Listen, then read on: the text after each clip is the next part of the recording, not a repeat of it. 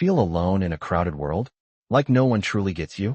Loneliness can weigh heavy, but it can also be your greatest teacher. Today, I'm sharing 3 Stoic lessons from Marcus Aurelius, Seneca, and Epictetus to transform loneliness into strength, purpose, and connection. These ancient philosophers faced isolation and hardship, yet they built unbreakable mindsets. Let's dive into their wisdom and learn how to conquer loneliness as men in a modern world. Loneliness isn't just being alone.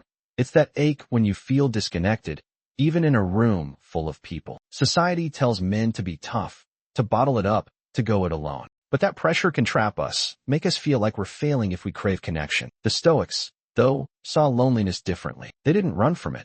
They used it. They turned it into a tool for growth. Here's how, with 3 practical lessons, each backed by a story and an action you can take today. First, let's talk about lesson 1. Accept what you can't control. Marcus Aurelius, the Roman emperor who ruled an empire while battling his own inner doubts, wrote, "You have power over your mind, not outside events. Realize this, and you will find strength." Picture this. A guy named Tom, mid-30s, works in a bustling office. He's good at his job, but he's always overlooked for promotions. His colleagues grab drinks after work, but he's never invited. He feels invisible, angry, like he doesn't belong. That was me a few years back, too. I'd come home, stewing, wondering why I wasn't enough. Then I found Marcus's words. I realized I couldn't control my boss's choices or my coworkers' cliques, but I could control my response. I started focusing on what I could do, sharpening my skills, taking online courses, showing up with confidence. Slowly, the loneliness faded. Not because people changed, but because I changed. Marcus teaches us that loneliness often comes from clinging to things outside our control, like others' approval. Let it go. Focus on your actions, your growth. Here's your step. Grab a notebook tonight. Write down one thing you can control, like your effort, your attitude, or how you spend your time. Then write one thing you can't control, like someone's opinion. Cross it out. Let it go. This simple act rewires your mind, giving you power over loneliness. Now, lesson 2. Find purpose in solitude. Seneca, a Stoic philosopher who faced exile far from Rome's spotlight, said, "Solitude is not a curse.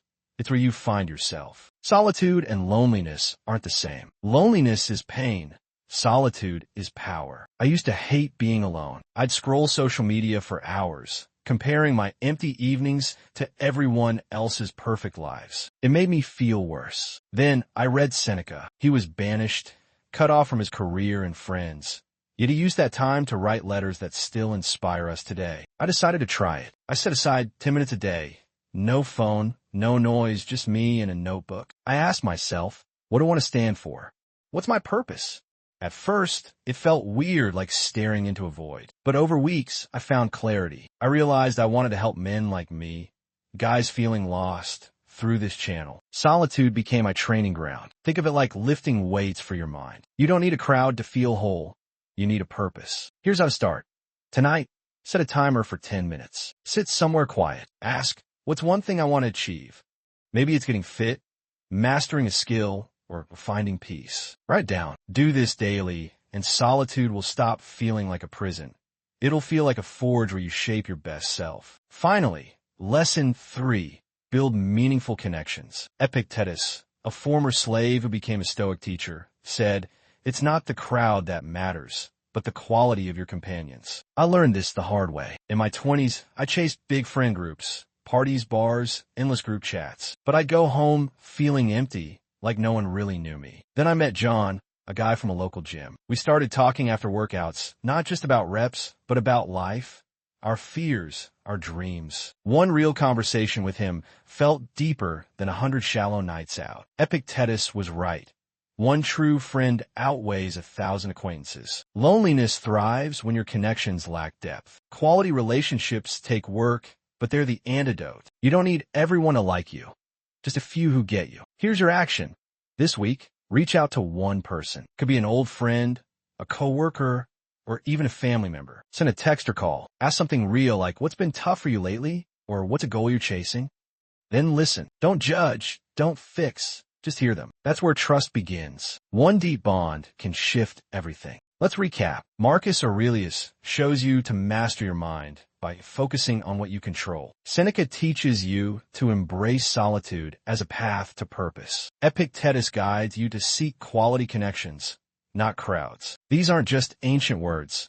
They're a blueprint for men today. Loneliness isn't a weakness. It's a signal to grow. It's a call to take charge of your mind, find meaning in your alone time, and build bonds that matter. I've been there, feeling like I didn't fit in, like I was failing as a man. But these Stoic lessons pulled me through. They gave me clarity, strength, and a mission to share this with you. Try one of these actions today: control, solitude, or connection. You'll be amazed at how fast things change. Which lesson hits you hardest?